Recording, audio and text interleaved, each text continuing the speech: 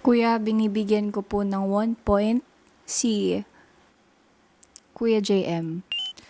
Dahil po, the past few days po, hindi ko po nakikita sa kanya na binibigay niya yun 100% effort niya po. Mapatas man o kung saan bagay man po. Kuya, binibigyan ko po ng 2 points si Ate Jazz. Since kung may gagawin man po kami, ino-overpower niya po yun lahat. Binibigyan ko po ng 1 point si Therese po, kuya. Kasi di ko na po nakikita yung effort niya na mag-mingle sa lahat po, kuya. Binibigyan ko po ng 2 points si Kanata po, kuya. Kasi minsan po nakakalimutan niya na po magbigay respect sa nakakatanda sa kanya. At saka yung maybe facial expressions din ko po, kuya. Binibigyan ko po kuya ng 1 point si Ate Jazz. Dahil nafe-feel ko po na hindi po siya nagpapakatotoo sa amin. Parang sinasabi niya sa akin, tinuturing niya po akong kapatid. Pero parang vinote out niya po ako dun sa terms namin. Binibigyan ko po kuya ng 2 points si Ate Noemi. Kasi po kuya, kagabi po parang lumabas po yung tunay niyang ugali. Pagiging people pleaser niya po, parang sumasabay lang siya sa amin. Binibigyan ko po ng 1 point si Ate Noemi. Si Ate Noemi, pinagmumulan ng hindi pagkakaintindihan sa loob ng bahay. Yung mga maliliit na bagay is ino-overthink niya po. Binibigyan ko po ng 2 points si Ate Therese. Ang insensitive niya. Pag nagsasalita siya, straightforward, dapat ka rin maging aware sa paligid mo kung okay lang ba, okay pa rin ba yung pagiging straightforward mo. I give my 1 point to Kai Po. She's probably the one that I think has contributed the least towards task. I'm giving 2 points to Therese Spot. When she ran to get a spot, I feel like she took it from somebody who would have fairly received a spot. Binibigyan ko ng 1 point si Therese po.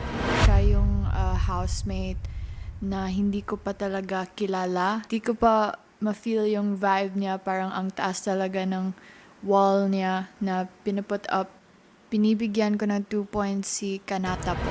And I'm trying to know her better pero ang hirap kasi hindi nagbabalik yung conversation. Binibigyan ko po ng 1 point si Therese dahil nung parang nagka-problema tapos nung kinausap ko siya, nag-clear na ako sa side namin para hindi siya maging malaking problema. Pero hanggang ngayon parang na-feel ko na nag-build na siya ng walls towards me. I mean, nagkasama ka sa kanang loob. Siguro sometimes the tone, na ano lang ako na may mas matanda sa'yo, like sina Kuya Bricks, sina Ate Noemi, sina Patrick. Disrespectful. Parang na ganun yung sound na, oo. Binibigyan ko po ng 2 points si Ate Noemi.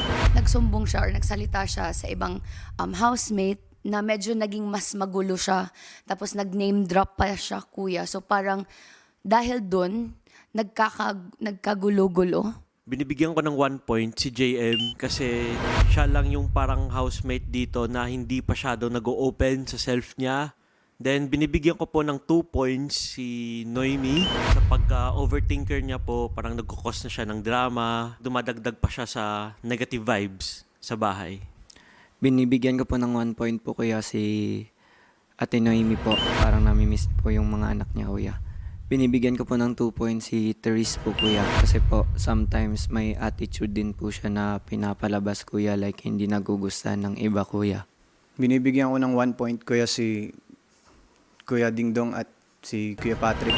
Nafe-feel ko na mas malakas sila together. Naiisip ko na isa sila sa mahirap kung makakalaban. Binibigyan ko po ng 2 points kuya si Therese po.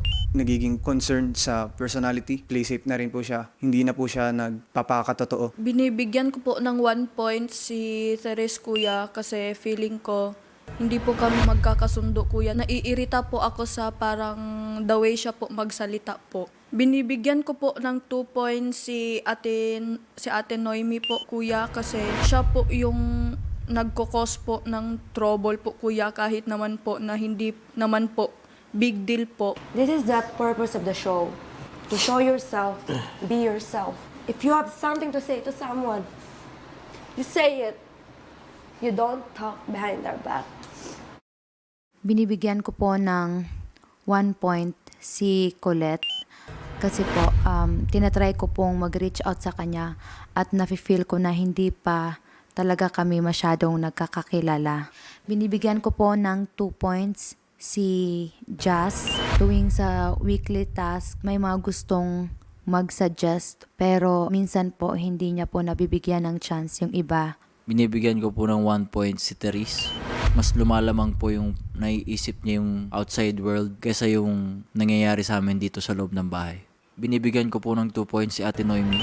May mga maliliit na bagay po sa loob ng bahay na binabalik-balikan at paulit-ulit na imbes na tapos na, baka lumaki pa po. Binibigyan po namin ng 1 puntos si Kuya Bricks kasi kahit po nagkausap kami. Remember yung time na nagko-compose tayo ng song? Okay. Nag-laugh kami.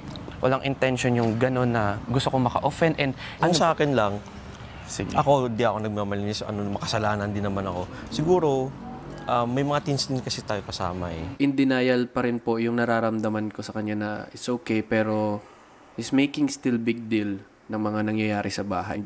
We feel gaslighted. Binibigyan po namin ng 2 points si JM.